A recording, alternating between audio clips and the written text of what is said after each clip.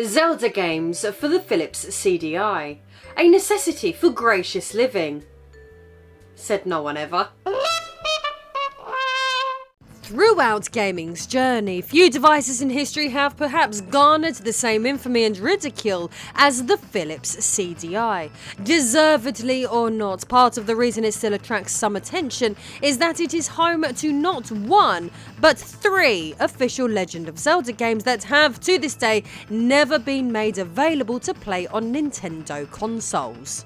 These games are widely regarded as some of the worst from the Zelda franchise and are generally considered low-quality titles.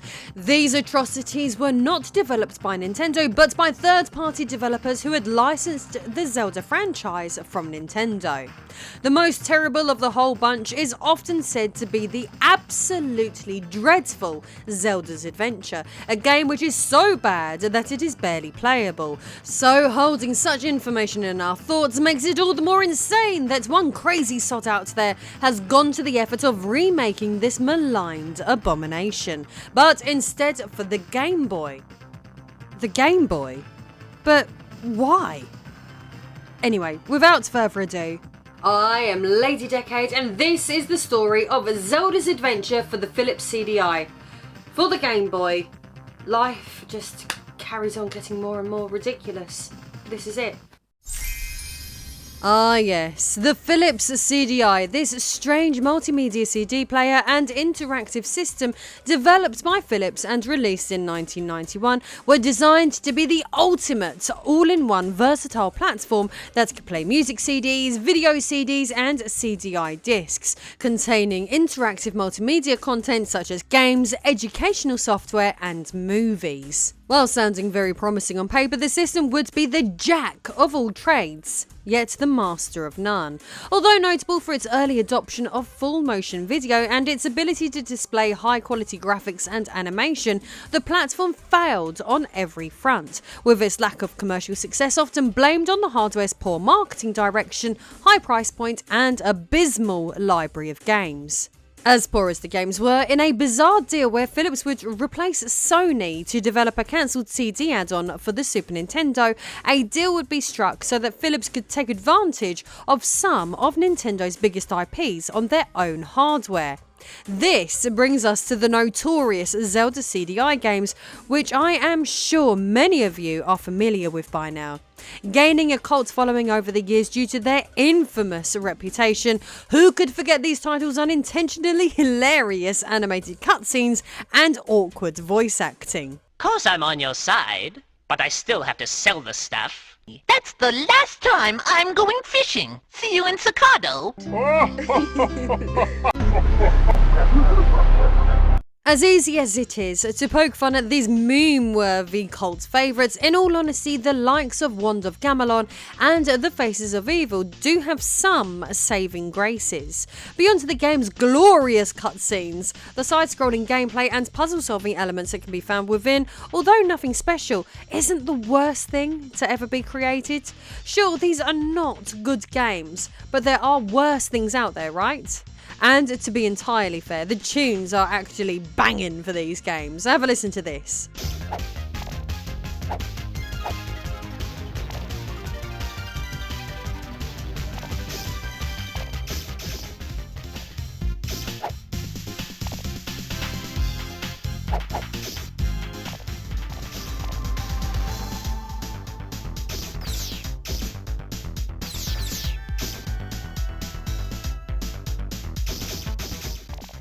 You can't knock those sick beats.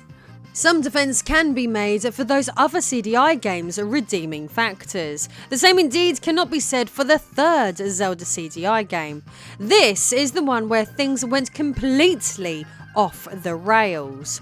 Released in 1996, this abomination is by far the worst thing that ever happened to the Legend of Zelda franchise. But what is it about this one that makes it so much worse? Well, Zelda's Adventure, unlike the previous 2 CDI Zelda games, was created by an entirely different development house from the others, and would thus completely feature a different graphical and gameplay style. You would think returning to playing The Legend of Zelda from an overhead view could only be a good thing, but sadly they missed the mark harder than anyone could ever imagine was even possible. Developed by the Viridis Corporation, the objective is to guide Princess Zelda through 7 shrines of the underworld to gather the celestial signs and bring light to the land of Ptolemaic. As highlighted, the level design is similar to the original Legend of Zelda and A Link to the Past, with an overworld that leads to individual dungeons. Like the previous Zelda CDI games, this one also includes cutscenes, but instead of animated sequences this time the game uses live action FMV sequences to present the plot. Sadly, these are nowhere near as funny as those from earlier CDI games, so you won't be inspired to bomb Dodongos after watching such content. Gee, it sure is boring around here. Now, the making of this game is where things got really wacky. Zelda's Adventure would have its backgrounds created from various strange sources, such as the development team's vacation photos taken while on a helicopter ride in Hawaii. The finished product would be a game featuring some of the slowest and worst scrolling in the world, a problem that affects the game so much that this alone was enough to make it feel barely playable. This game-breaking frustration was apparently caused due to the game's poor RAM usage. Those who worked on the game would partially blame the CDI's technical abilities or lack thereof, with claims existing that there were arguments over the use of 1 of 2 kilobytes of system RAM when creating the game. As for the human characters that appear in the game, it is said that they were played by the development house's office staff. The sprites' odd walking animations were done using a motorised treadmill and filmed by shooting cameras at mirrors attached to the ceiling. As for Zelda herself, she was played by Diane from Reception. Honestly, I wish I was joking, but all of this story is true. This mess reportedly spent 2 years in testing before it was unceremoniously shit out. To add to this dumpster fire, apparently at one point in time, this game had quite grand plans for it in place, with there being an intention for it to contain 600 screens to explore and 160 NPCs to interact with. Sadly, due to all of the limitations we have just mentioned, paired with time constraints, budget issues and more, none of this was meant to be. The game was doomed to fail. Did I also mention that most of Zelda's Adventure was reportedly programmed by just one person? So with such lofty goals and a lack of staff working on the title, no wonder it ended up being the car crash it was. But that was then, and this is now. So, could Zelda's Adventure actually be saved? Well, a programmer and graphic designer by the name of John Lay, at the very least, thought it was worth having a go. During the apocalyptic year of 2020, like many people, John was trying to think of engaging activities to fill his time. While most people out there would upload cringe-inducing dances from their living rooms to their TikTok accounts or unhealthily obsess over the Tiger King, John devised a bigger plan: remake Zelda's Adventure. This bizarre choice for a pastime would come about after experimenting with a modern Game Boy development tool known as Studio GB. After finding Zelda's Adventure fascinating, John would set out on a crazy quest during lockdown to demake the game for Nintendo's humble 8-bit handheld. Kotaku would report that during 2020 he would commence work on a proof of concept that was initially just the game's first dungeon and the initial part of the overworld, but being quite a short title, this still represented 20% of the overall game that could be found on the CDI.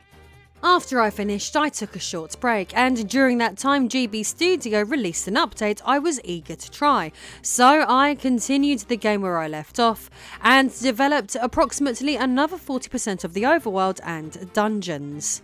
What an absolute mad lad!